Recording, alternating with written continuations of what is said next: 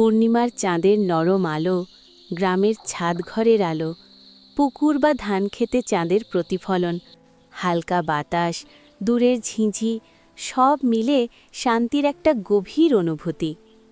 রাত গভীর হয়েছে, চাঁদ উঠেছে পূর্ণিমার। গ্রামটা যেন সাদা আলোয় ধোয়া।